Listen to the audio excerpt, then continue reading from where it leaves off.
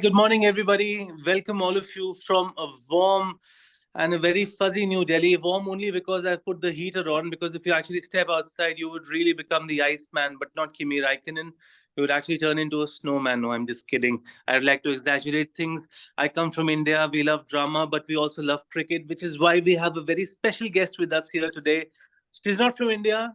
She's not from Australia, the team which we still have to settle scores with. No, I'm kidding. She's from that part of the world, for culture, dance, a verve of energy hitherto unseen in many countries, and of course, women's cricket. We are very, very happy to talk to Roberta Avery, the Brazilian women's cricket team captain.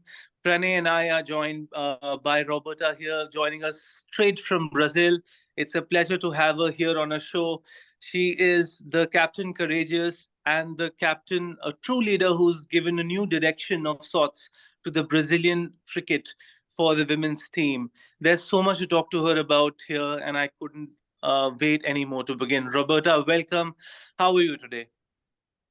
Oh, hello. It's such a big pleasure to be here talking to both of you today. Uh, I'm I'm happy every time I'm talking cricket. I'm always happy, so it's a happy day here for us. Right, Well, right. Roberta, let me wasting any further time. My first question: you've led the Brazilian team for quite some time. How has the journey been, and when did it actually start for you? So yeah, I started playing cricket a little bit by chance in 2013, 10 years ago. And I joined the Brazilian national team 2014. At that time, we had like a very amateur team that was still trying to win its first South American championship. Um, and our captain, the former captain of Cricket Brazil, retired in Okay. 2016. And there was a spot for someone to take over it. I wasn't sure what it was to be a captain. I didn't have enough cricket knowledge, but I had a huge, huge willingness of making the team better and making the team win more South American championships. So I took over the challenge. I have been a captain since March 2017, and it has been a roller coaster since then. I learned so much. I grew so much. I think the captaincy can teach you valuable lessons for life, and it's definitely the part of cricket that changed me the most. Um, and in the end of the last year's World Cup qualifiers in October, I decided to pass it over. So we are now in the process of forming another captain for Cricket Brazil. And Right. it has been another roller coaster of emotions, but now different, isn't it? Now I'm letting my baby go. But it has been one of the most amazing parts of my life because being a captain in cricket is different than being a captain in football or handball or anything else. You are so involved with the process and so involved with the team, and you have to have such big eyes for the whole team. That is something that I think it has evolved within me, but definitely made me much better person. Right, right. Pranay, over to you. hi Roberta, welcome to the Quarter Point podcast. Uh, so Roberta, Brazil, as anyone would know, has a very big football pedigree.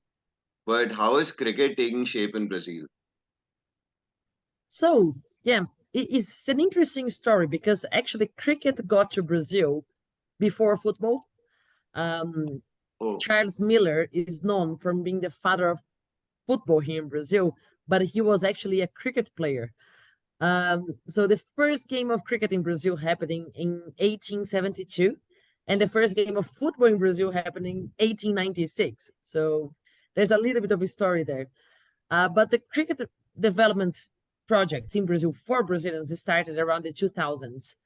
And the major project of ours, which is in my hometown, it started about 15 years ago in one school with 26 kids playing cricket. Um, since then, it has been growing.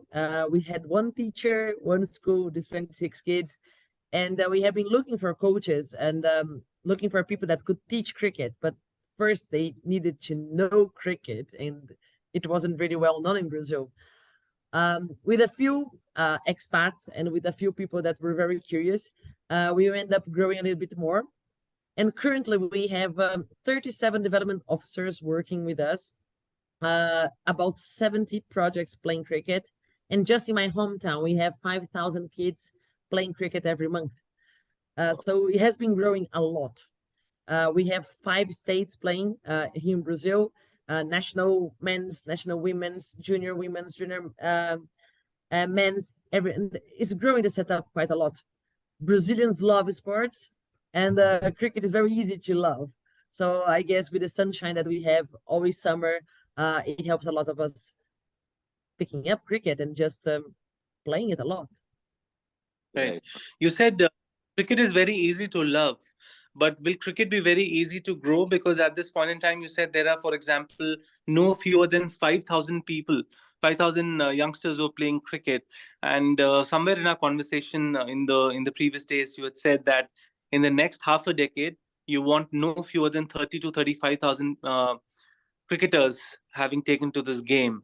So, how do you think Brazil is going to cover this massive opportunity, and what steps would have to be taken?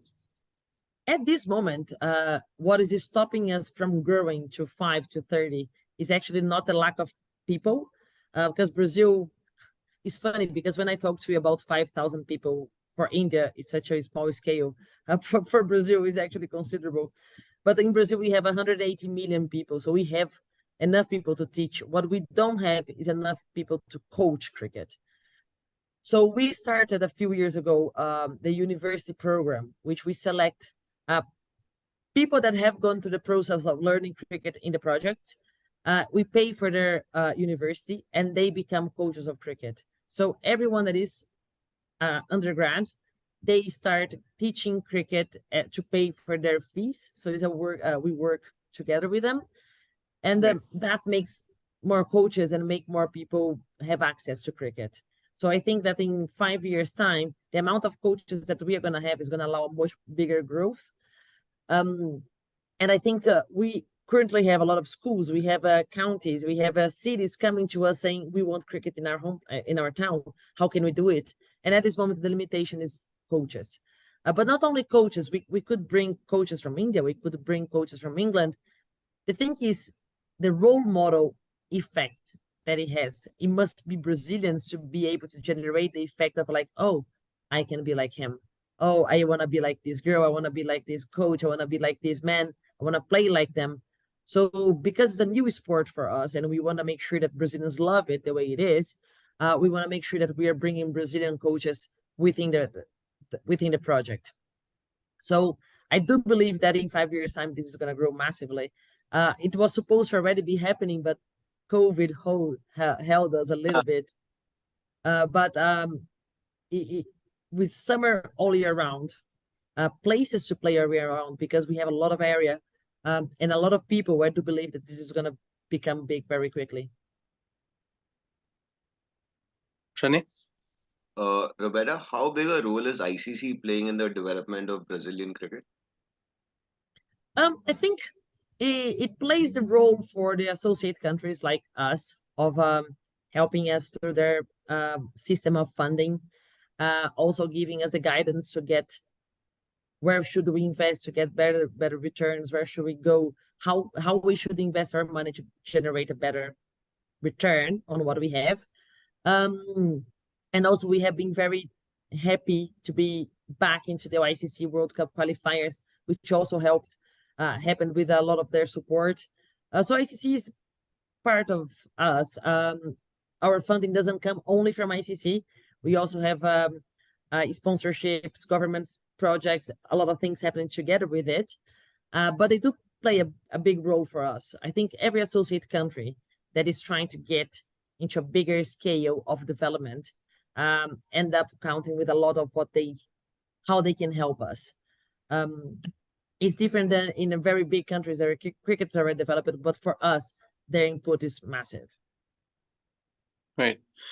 So, Roberta, you had earlier spoken about having to let this this very important and critical emotion of your life go. The leadership, having been with the Brazilian team in the capacity of its captain for quite some time now. So when did you arrive at this decision? And I'm not going to ask you a no-brainer that how difficult was it, because it must have been difficult. But then what's the roadmap ahead? But then first part of the question is, when did you arrive at this decision? I have been thinking about it for some time. I to be fair, I don't believe in captaincies that are too long. I think ideas have to Oh, come from more players. I think like a bowling order, a batting order, a fielding setup with my batters. But there must be ideas that are different than mine that are also going to work and maybe are going to be better for the team. I'm always criticizing myself a lot to do what is better for the team. But I do believe that other people also have good ideas. So why shouldn't we hear them more? But what is happening is I'm a 38-year-old player, and I want to keep playing the game for as long as I can. But there is going to be a moment that I'm not going to be able to be in the field anymore. And when that moment happens, I want the team to already have leaders in place that the team doesn't lose. So we don't start getting a low because the captain stepped down and stopped playing. So I wanted to be still playing when the next captain comes in, so I can be a support in the middle. I can be a person that they can talk to, a trust person inside the field, and help them learn. Because cricket is very new in Brazil, one thing that we don't have as much as a country like India is like the cricket culture. You guys probably watched cricket, listened to cricket, yeah. spoke about cricket since You very know, young age. before we arrive on planet Earth, our parents start playing cricket with us in the hospital itself when we are delivered. Exactly that. So when somebody talks to you about an LBW or a third man or a cow corner, it's like, yeah, everybody knows. When people come to Brazil and they start playing cricket, none of that is known. Some of the girls are going to see that when they are 16, 15, when they start playing cricket. So the cricket culture is very new. So a lot about being a captain is also educating the people around you and learning about the game in ways that for you is natural. So I wanted to make sure that I was getting out, but is still in the game to help the next leader. And it has been a fantastic process that we are going through. But it has been very interesting as well, because when I started being captain, there was no support. And this new captain is getting coach, head coach, another captain helping out, a central contract in place, tournaments in place, all paid for, which is different than when I became captain. But the decision was not easy, but it was based on I still have another couple of years. I want to help the next leader instead of just dropping everything altogether and maybe the team having a much bigger impact than what it could have right now. Well said. Well said. Pranay? Roberta, overall, how much do you think women's cricket has progressed vis-a-vis men's cricket, and where do you see women's cricket going from a world standpoint? And who are the countries that you really like when it comes to women's cricket? I'm sure Brazil is like killing it, but who else? Yeah, I think women's cricket has grown so much in the past. I'm gonna say the last 6 years, but the last couple of years has been something that I've never seen before. I think the 2017 ODI World Cup final, and they made a little bit of a change in the game. Unfortunately, it was not into India's favor, but it was like a massive change in England. Australia was already working very hard into women's development. And last year, or actually not last year, this year with the WPL, it has shown how much it can grow. The amount of money that was being invested, the structure of the WPL, the the level of the game over there, it was completely incredible. So it's showing how much it's gonna grow. I do believe in the next 5 years we are gonna see a completely different setup, more structured setup in the women's game, to the point that we're gonna have to the players there are gonna really have to think about their scheduling, like a lot of them are already doing, saying no to the WBL, saying no to other tournaments to be able to focus on the major ones. But the WPL, we still haven't seen the full effect of that, but I think we were going to see it soon. And with the auction coming on soon, I don't think the monies are going to be reduced. I think the monies are going to be increased into more players. So that's going to impact massively the women's development. In Brazil, is completely different. That doesn't exist at all. And actually, in Brazil, cricket is not even a men's sport because we didn't have cricket before. When we started putting them into schools, it was for everyone. We wanted to make sure that everyone was playing cricket, girls, boys. So everybody plays. In the project, the participation rate of girls is 45%. In high performance is 55%. So it's incredible to see that a country that was not taught to have cricket as a gentleman's game is actually played by everyone. That's why I believe that cricket's going to grow massively in the women's, just because people are going to realize that it is a game for everyone. Right. Roberta, if you could tell our viewers, that moment when you met the one and only, the fine English wine called James Anderson, Jimmy Anderson. How was that moment? And how did that arrive for you? Oh my God, Jimmy Anderson. Right next to me here in the sofa is laying down, is sleeping my dog called Jimmy Anderson as well. So what way to regard Jimmy. I'm sure yeah, Stuart will be very happy. I have a Jimmy Anderson and Stuart Broad at home as well. So during pandemic, I love cricket. Yes. During pandemic, we couldn't train, we couldn't practice. We have just been centrally contracted, and we were stuck at home doing absolutely nothing. I had a garage in my house, and in this garage, I would ask my husband to bowl me tennis balls all the time, and I would be hitting them in the garage for hours. Because of that, my social media kind of exploded, because I was always recording my videos, because I'm very technical. I like to see if my elbow is high enough. And that's the time I interacted with you on Twitter for the first time. And you were Yes. practicing sweep. I remember one particular video for the sweep. Yeah, so that was always going to happen. And I started to post it on Twitter for fun, and it ended up going viral, and I met a lot of people. And because of that, one day, I was invited to speak on Tailenders about Cricket Brazil. And I was like, what? Tailenders? Like, oh my God, I'm going to speak to Jimmy Anderson. And I was part of the podcast over there, and I spoke to Jimmy Anderson, and they asked me if I had a question for him. And I said, Jimmy, don't you want to come to Brazil and coach us and coach a little bit of our kids? And that became a thing for some time. So I've been to the podcast twice. And the second time I was in the podcast, I was actually in England. And they invited me to go to the studios in Manchester to record, where I met Jimmy. And seriously, I think it was my worst podcast ever, because as soon as I saw Jimmy, I couldn't speak anymore. I was like frozen, I was shaking, I was completely starstruck. Like, oh my God, this Jimmy Anderson. My dog is called Jimmy Anderson. We all love you. And it was like incredible. But I was so starstruck. But they were lovely. And they have been lovely to Cricket Brazil always. And it's so good to see he's still going and not retiring anytime soon. I want him to play until he's like 70 or something like that. That's a very easy task you have for him. Yes. I was Pranay? happy that Stuart Broad retired and he didn't. Please carry on playing.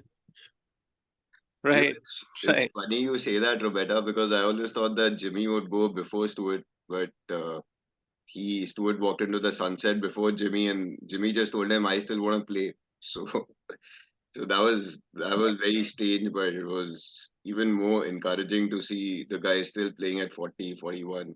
And believe you me, even I'm a big fan. Like, the two bowlers I look up to, one is Jimmy Anderson and one is Dale Steyn, and I think I they thought the other are pretty similar. I Yeah, thought the other is me. I look up to you for your slow left arm, which happens once Yeah. in 2 years. Which I bowl on the PS4, not even in real life. So, Roberta, like, the World Cup final was watched by about 2.5 billion people across the world. It was the third highest watched event in sports. When do you think women's cricket can surpass that, and that'll be truly epic in terms of so many people watching a women's World Cup final. And I really hope that happens soon. Well, I don't think we are that far away, because when you look at the 2020 T20, no, the 2020 T20 World Cup final, we had 86,000 people attending At Melbourne, which Australia won. at Melbourne, and the ratings were also very, very good. I think like with more people involved in the women's cricket, okay, 2.5 billion is a lot. And we are talking about the Indian World Cup with India in the final, men's World Cup. But I do think that there's a possibility of those numbers growing very, very quickly. The more, and again, I bring the WPL again, because the WPL is making stars out of the women's cricket game. They are not only players now, they are personalities. And I think this is going to be a massive step into making the game watched by a lot more people. We see a lot more boys and girls following the game, men following the game. So I'm a big believer that this is going to be something that the people are going to fall in love for. The same way they felt in love with the game itself, the same way test matches fighting to come back. I think women's cricket has a massive potential of growth, and having numbers like that, bringing in sponsors like that, I think it's just a start of something very amazing. You know, it's interesting you Right. say that. So, my question to you is that how much should the focus be on Test cricket in the women's game also versus T20 ODI leagues? Because that's the purity of sport, right? Yes, I agree. I agree with the purity of sport, the traditionalism of Test cricket. I love Test cricket. I don't think we are ready yet for a lot of women's Test cricket, but purely because the countries still have to first be offered more opportunities. A player like Sophie Devine to never have played a Test match is unbelievable. She should have played many Test matches, but apart from New Zealand, South Africa, India, Australia, England, who else is prepped for it? Who else can be playing a test match in a competitive level? So I think what they have to do is increase T20, increase ODI away from the top 12, increase into like the T20 for top 30, increase your ODIs for top 20, 25, and then you're going to have test matches to top 10s, top 12s. And then I think that's going to grow. I think the whole growth has to come in the whole for all the formats of the game, because you have to have the test to make the final fight. But that, without the depth of development, doesn't work. So I think they have to invest a lot into developing the game in these games, in all the other formats, to have tests in a competitive, sustainable way. Right. Roberta, I have a kind of a Netflix-ish question for you here. If somebody was to make a 4-part or 5-part series on the rise of women's cricket in Brazil, what areas would you want the filmmaker or the scriptwriter to cover, and why? Ooh, good question. I think we have to cover the start, how women's cricket started there, which is very basic. But one of the game changers in Brazil was the girls coming out of the projects, joining, getting to high performance. We just started winning South American championships and tournaments once Brazilian girls from the age of 12, 13 started coming through the pathway and becoming players. And these are girls that like underprivileged areas, family badly structured, that actually started playing cricket because it felt like a family for them, and actually became a sport and a way of life in the end. I think that would be an awesome area to be covered. You definitely have to talk about becoming the first country of contracting the women before the men, because that was a game changer for us too. It made us become athletes instead of just people that love the game and play cricket. Thinking then of the World Cup qualifiers when we returned and are actually fighting for it. And why not finishing with Olympics, isn't it? Maybe there's a 5-episode series over there that we can look up to and think about the growth of the cricket here in Brazil, women's cricket in Brazil. Imagine the impact it could have over millions and millions of people, right? If somebody was to actually do. Yeah, right. So we've almost reached time. So last questions, last thoughts. So go for it. Then I'll ask. Okay. So my one final question to our dear guest is, and I ask this in no uncertain terms. So, what kind of support would you want from publications that are actually focused on serious journalism and are not only restricted to the country of their origin, to give to Cricket Brazil? By which I mean, is there anything which you would want Quartet Point to do for Cricket Brazil? We would be very, very happy to do so. I think what you guys are doing is very important, like telling stories of people that are of countries that are doing good things. I think a lot of I sense that in women's cricket mainly, a lot of people they try to copy what is happening on men's cricket, and it doesn't work all the time. I think women's cricket is a different way of development, a different way of investing, a different way of setting it up. It's the same sport, yes, absolutely. But if you do exactly what you done for women's, it's not always going to work. So I think repeating, making sure that we're telling stories of countries that are working out into development, so that can be reproduced for others and help the whole growth of cricket, would be something that we need to talk more. Why is it working in Brazil? Why is it different in Brazil? Why is not working in Colombia, for example, but it's working in Brazil? What are these two countries are doing differently? I think that's something that ICC should talk more about, but also any kind of media understanding, explaining that we have of that is always going to benefit everyone.